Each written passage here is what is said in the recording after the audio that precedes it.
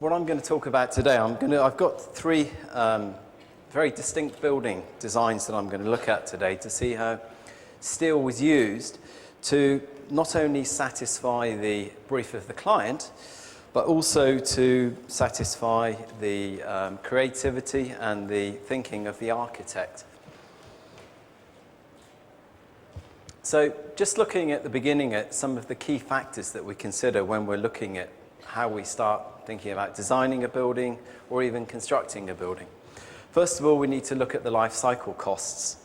How much is it going to cost the client in the long run? We mustn't only look at the build costs, we need to look at the overall picture. Secondly, we look at the building form. Now, architects come up with some great ideas. As engineers or project managers, we need to understand how we're going to design and how we're going to build and deliver those structures. That often starts us thinking about what kind of materials we're going to use: steel, concrete, or maybe timber, glass. The speed of construction. Today's a very commercial world, particularly at the moment in the construction industry. Money's tight. Construction time can often influence whether a project is actually viable. You know, many developers or clients are borrowing huge amounts of money from the industry, from the banks. The quicker they can build the building, the less interest they're going to pay. The third one is the cost of the building. Okay, the initial cost of the building may be a little bit more, but if you're going to deliver the building in 3/4 of the time, fine, then I'll go for steel. The third point is the building performance. Now, something that's often underestimated and underthought about at the design stage is the performance of the building, particularly when we're considering steel structures. Now, as opposed to concrete, steel is actually a very flexible structure. It vibrates a lot, and we have to think about the performance of the building very carefully when we're designing, particularly for sensitive structures. Now, let's see if we can operate this.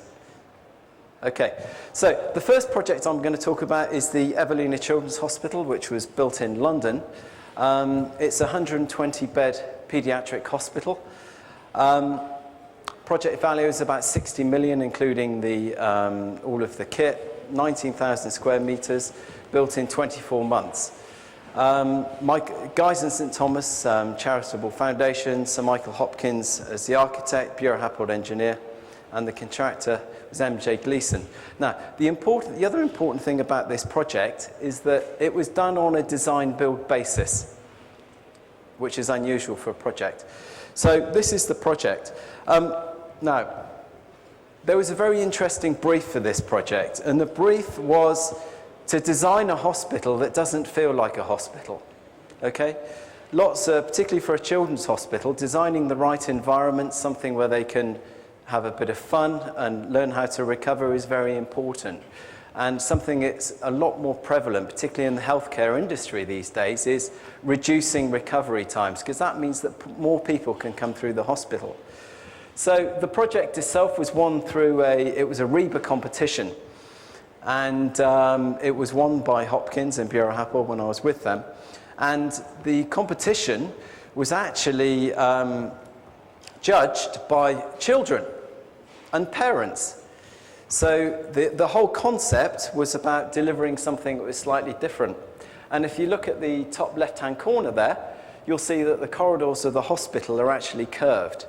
And the reason for that was so that children don't become intimidated, because they don't like long corridors, so things were curved.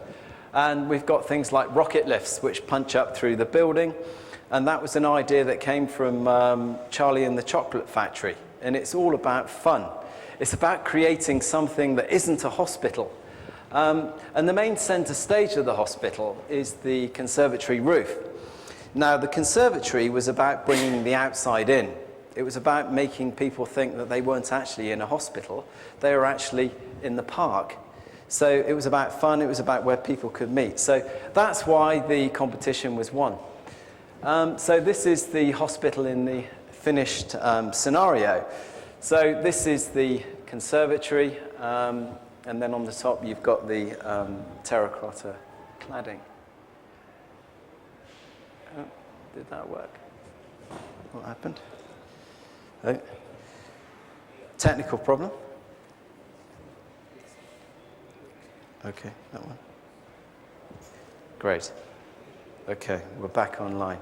Okay, so this is the position of the hospital. That's the Westminster Bridge in London. That's the Big Ben and the Parliamentary Building. Then you've got the Thames running through. So it's a very centrally located position in Guy's and St Thomas. This is a west elevation of the building showing the conservatory roof and the side. The south elevation of the conservatory, as you can see, it's very, because it's the south elevation, it's very heavily glazed, so we had to provide solar shading. And then on the side there, you've got the Millennium Dome, the wheel, a night view. So this is a building cross-section. So the conservatory roof itself is about 18 meters in span, and to the top is about 30 meters. So it's a very large structure, and that's the kind of the centerpiece of the building. And then on this side are the wards, and then there's various functions running through the building with a transfer truss at the back. So the conservatory itself is a diagrid roof construction. Now, because the roof is fairly flat, it's quite a heavy roof because it's working in bending. So unlike a traditional grid shell roof where we can keep most of the steel in tension, in compression, on this roof, because it's quite shallow and we had to control the deflections, the members were quite heavy. The main building itself is a concrete flat slab construction, 7 by 9 meters.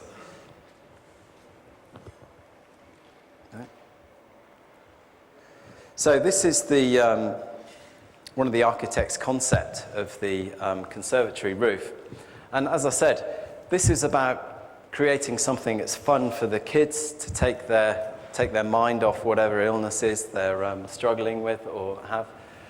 And so it's a play area, and then you've got the rocket lifts going up through the conservatory, which then feed into the main hospital. And all of the wards are on this side of the building, so they also get a lot of natural light, and they can experience the park and the views. So that's the project in its finished scenario. So the roof itself is made of 273 millimeter tube sections. We actually designed it with 250 millimeter tube sections, but they were value engineered and we couldn't get them, so we had to get a larger section. And then the rocket lifts themselves, which provide all of the transportation, all the vertical transportation in the hospital, are actually fabricated from steel plate. Now, they don't take a huge amount of load, so one of the driving factors for the manufacture of those and the design of those elements was controlling distortion of the steel plates. So they were actually fabricated from 6 millimeter steel plates. And then the lifts actually support the bridges which lead into the rocket lift and into the building, so it's quite a nice concept. So the grid shell roof itself was made up of tubes. Now, to be able to join the tubes together, what we came up with was a joint, which was a cruciform joint, and that enabled all of the steel to be welded in very neatly, because otherwise when you get 4 tubes coming together, it's quite difficult to fabricate those. This is the connection designs. Now, the whole of the roof was actually a pinned structure, so the top and the bottom was pinned so that you don't generate large turning forces which have to go into the concrete. So everything is pinned. And then obviously with it being a grid shell roof, you get very large horizontal forces which have to be transferred into the concrete frame. So these are going through steel members that are embedded into the concrete frame itself. So that's one of the finished rocket lifts. And you can see the way the structure's working. You've got cantilevers holding the steel, the concrete bridge structures. That's a view from the top, looking out through. That's the bottom of a rocket lift. So again, you know, with the hospital, it's all about fun and creating something that's very different, an environment that'll make the kids feel relaxed. The sun shading on the south elevation of the roof, very important. One of the aspects of the conservatory roof is the environmental story is quite interesting. During the winter, because it's a south-facing roof, the conservatory is actually heated using natural sunlight. And then in the winter, when we're looking to cool it, in the summer, when we're looking to cool it, it's actually, because of the shape of the roof, it's actually naturally ventilated. So you get a stack effect inside the roof. So there's ventilation at the bottom and vents at the top. So you actually get a very nice flow of natural ventilation through the roof. So these are the vents at the bottom of the roof where you get the natural flow of air. And then at the top, again, we've got open ventilation at the back, so you get a nice flow of air through the building. So that's a shot looking out through the wards. So you can see that a lot of natural light going into the hospital, and a very interesting approach. Construction of the conservatory roof, you can see the grid shell roof being constructed.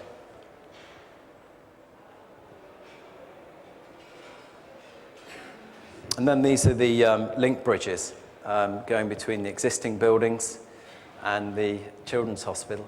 Just fabricated from 100mm tubes. Very straightforward, but nicely done. An end elevation of the roof. This is a link between the two hospital buildings, which is lightweight steelwork, and it's a fabric called Tanara, which is a very interesting, a very light fabric, and at night there's actually lights that illuminate it. It's a very clothy type of PVC, but a very interesting shape, and finishes the building off nicely. And you get some very nice light effects there. Very lightweight structure, and a nice bit of geometry on the roof. So that was Evelina Children's Hospital. So that is about how structural steel was used to make an architect's dream and the client's dream a reality. A very complex structure using structural steel, very elegant. This is the David Mellor Design Museum in Hatherstage, which is in the Peak District of the UK. David Mellor is a very famous cutlery designer in the UK, and he's got his factory is here. So he wanted to showcase the history of not only his cutlery design, but also as a visitor centre. So it's only a very small structure, but the client was very keen to have something that was very contemporary, something that used local materials, and also a column-free space. So the solution that was came up with, because we wanted to use natural materials, very low embodied energy, we decided to use a steel and composite structure. So steel was used in combination with timber to provide something that's very light, can give a good span, but also is very sustainable because we're using timber, which comes from a sustainable source. So here we have a very elegant solution, very slim members, a bowstring truss at the top, giving a very clear span and a very unique piece of architecture. It's only a small project, but very interesting. So steel was basically used in the center, and then it's clamped on either side with timber. So we end up with something that's very strong and slender, with a combination of the two. Very nice detailing, and quite setting for a design museum. So a Flitch beam construction is basically a combination of timber, and the two are just bolted together. So what you get is you get the compression strengths, or the compression properties of the timber can be used very effectively with a very small steel centerpiece, and you can produce some very slender and interesting structural members. So the two are just bolted together to form the structural members. So this is the project under construction. So on the left-hand side, you can see the steel members being erected, and then the timber is just bolted on either side to make the structural members. So it's a very efficient way of coming up with the structure. Not something you can use for very large spans, but certainly for smaller buildings and certainly single-story buildings, it's a very efficient way of coming up with something very contemporary. And then on the outside of the building, this is the pressed steel drain being fitted. Here you can see the columns, the trusses, the bowstring trusses, which are made up with stainless steel rods.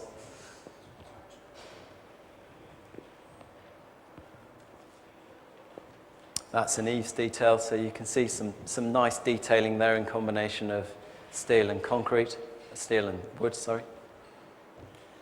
And that's the finished building. So there we have an application where steel was used very well in combination with timber to do something quite interesting and innovative. The last one I'm going to talk about is Bowbell's house. So this was a project, a commercial project in the City of London, a speculative office development. So this was about maximising the leasable area that they could get on the plot. It was about a building, it was about minimising the weight of the project, because most of the areas in the City of London are built on archaeology. So minimising the disturbance to the soil and the ground in the area, it was paramount to the project. So this is a speculative office building. So Mitsubishi was the client, the architect is HOK. Bureau Happold is the engineer. It's about 46 million pounds, 200,000 square feet. The contractor was Bovis Lendlease. So the project itself, it's in quite a sensitive area in the City of London. So a lot of the building cladding has to be in Portland stone because many of the buildings there are historic. So it has to fit in with the setting. So it's got very extremely heavy cladding. So deflections of the edge beams are very important because you've got heavy cladding. It was a triple glazed cladding system. So this is the building in the finished state. A cross section of the building. So the steel frame was actually used FabSec beams, which is basically to enable to have an integrated structural and MEP zone. So within all of the beams, the MEP system runs through, so you get an integrated floor sandwich, which is incredibly efficient. So not only is it light, but it's also very efficient. And on this project, there was an existing 1960s concrete frame building that was there beforehand. So through the use of a lightweight steel frame, because we weren't able to take the height of the building up anymore, we were able to reuse the foundations. The majority of the foundations were reused. So the steel frame was incredibly light. In fact, it's about 60% lighter than a concrete frame building. So there's a huge advantage there. And if you look at a high-rise building, if you think, if your building is 60% lighter, then your foundation costs reduce significantly. And if you take an average high-rise building over here in India, 25% of the cost of the structure is in the foundations. So there are significant cost savings that can be taken by a developer or a client if you use a steel frame building. So it's not only the speed of the construction, it's also about reducing the weight of the building and also the efficiency, because you've got a very clear floor sandwich. So this is a typical floor plate on the commercial building. So you can see we've got very long spans. a 9 by 12 metre grid. And when we look at steel structures, the most efficient grid, particularly for a commercial building, is a rectangular grid. So we have smaller primary beams and then longer spans for the secondary beams. The other interesting thing about this, and the other way to go on commercial buildings, is certainly for the building cores, fireproofing is an issue.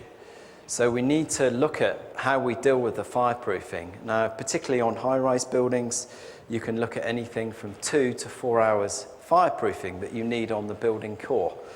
Now, fire protection for steel buildings is difficult. Intermittent paint, you can generally get about 60 minutes. Maybe 90 minutes at a push. Then you have to move into cementitious types of fire protection. So building the core from concrete gets rid of a big headache. You deal with the fire protection. You also don't have to deal with any types of cladding because it's automatically there with the concrete. So it works very well. But as you can see from here, for a commercial office building, you get nice column-free spaces, particularly for banks. They don't like lots of columns everywhere. It's good to have column-free spaces, and with steel, you can do that very well. So this is a floor section. So you can see the integrated structure and MEP zone. Now, arguably, I would say this is probably the most efficient way to design commercial buildings. You won't get a better floor sandwich than this. Here we had so including the raised floor through to the ceiling was 975 millimeters. So that's an incredibly efficient floor plate. So you can see all of the MEP services are run through the integrated openings in the steel beams. So this is the floor section. So 975, including the raised floor, the concrete slab, the steel beam, and then your electrical zone and raised and ceiling. The other interesting thing about when we design steel beams is that when you're designing composite beams, using the slab as well to take the compression in the beam, you can actually significantly reduce the weight of steel because you can use the slab. So you can see that the steel section is actually asymmetric. So it's what we call a Weststock type of beam. So the steel flange at the top is actually very small. So the steel members are actually very light. On this building, we're at about 75 kilograms per square meter. So it's a very efficient steel building. That's one of the finished floor plates. So you can see you get very clear spans and very efficient building, particularly for banking buildings. And then you can see the raised floor going in, which we use to run all the computer wires. This is a quick look at the foundations. On the left-hand side there, we've got the core, which was slip-formed. Now, as I said, the building itself was built in 18 months. So it's a 20,000 square meter building that was built in 18 months. The core was slip-formed, so it went up through. In some of the areas, we had to use single piles because of the archaeology. You can't disturb the soil because of the importance, so we had to use single piles in some areas where we couldn't reuse piles. So it's just an 1800 diameter pile which is bored into the London clay. You can see how tight it was on the site, very difficult working conditions. So when you've got a very tight site, steel works very well. When access is limited, craneage is good, so you can bring trucks in, you can take the steel onto the building. The other aspect with the steel is that you also need to think about hook time. So steel frame is about putting a box of Meccano together, as I call it. It's about the amount of elements that you can lift into the building. So when we look at steel buildings, we should always look at it as a kit of parts. So how many pieces is it going to take to put your kit of parts together? Now, certainly in the city of London, you can only put 7 to 8 pieces of steel a day. So that generally dictates the amount of cranes that you need on the job if you want to construct the project very quickly. So always try to minimize the amount of pieces in the job. So when you're designing your steel frames, think about the number of pieces that you're designing. Try and minimize that. Try and get away from little fiddly pieces.